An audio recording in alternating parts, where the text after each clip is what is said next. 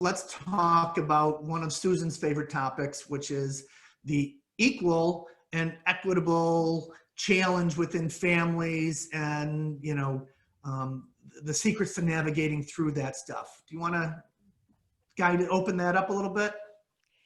So I call it the equal versus equitable debate because fair doesn't always mean equal, and equal doesn't always mean equitable. So parents tend to give to their children based on their needs, and that's appropriate. So if one child is attending junior college and the other is going to med school, they're going to have different financial needs. If one child lives in the Midwest where the cost of living is perhaps less expensive and the other is here in New York City, the needs are going to be different. If one child becomes a member of the clergy or an inner city school teacher or a nonprofit employee, and the other child becomes a reality star or a one of those rarefied sports figures, well, then their needs are going to be different. And in fact, chances are one child may very well need help making their monthly rent, and the other child, the last thing they want is gifts from their parents because they're doing their own creditor protection planning.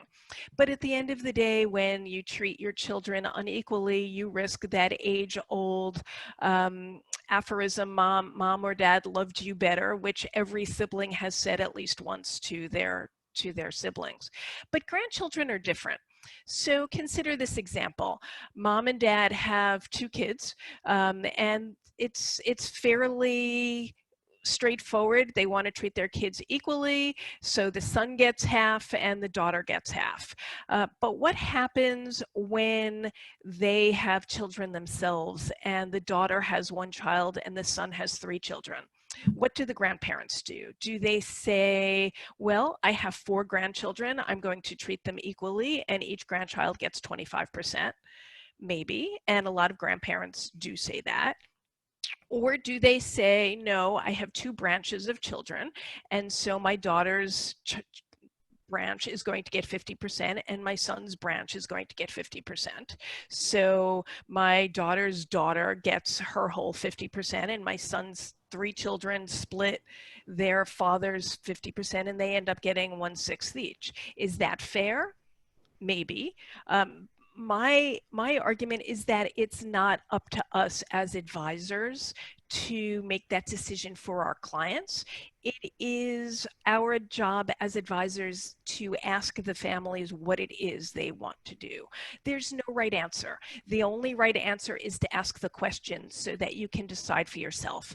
And I guarantee that 9 out of 10 lawyers never discuss this with their clients. It's just baked into the boilerplate in their documents.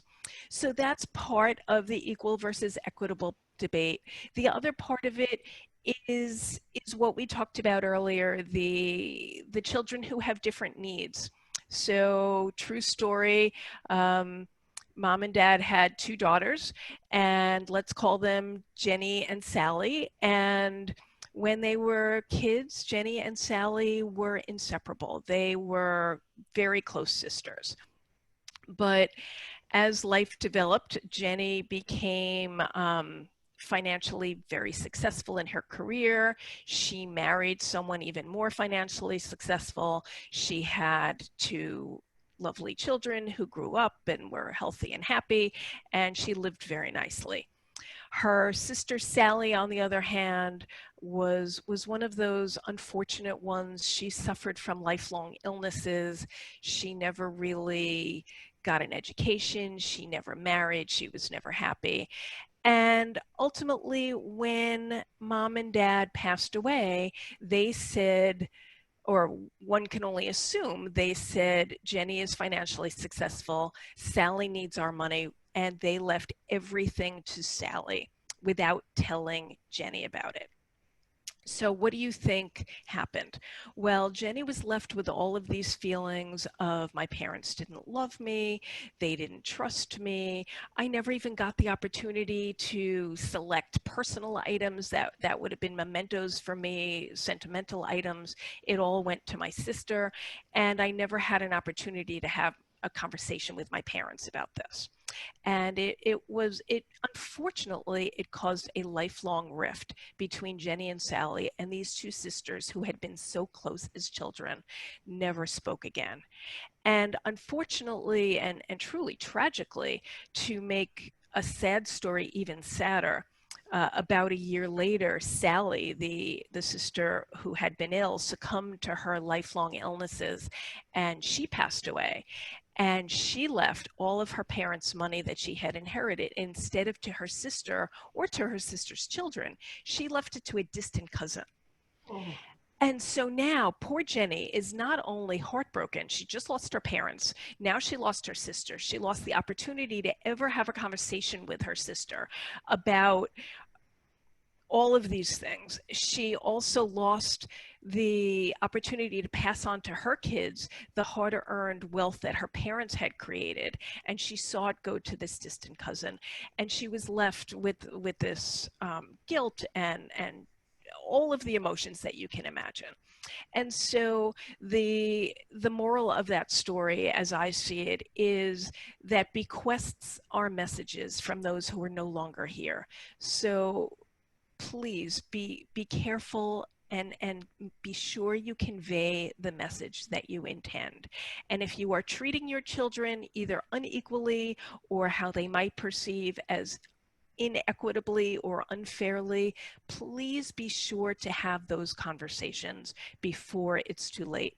Because at the end of the day, as hard as it is to have those conversations, just imagine the pain that could have been avoided had Jenny and Sally's parents had those conversations with her. Like I said earlier, it is not easy, and that is why facilitated conversations over the course of a family meeting are a somewhat more emotionally removed or sanitized way of doing it without without really the acrimony that truly could have been avoided in this case.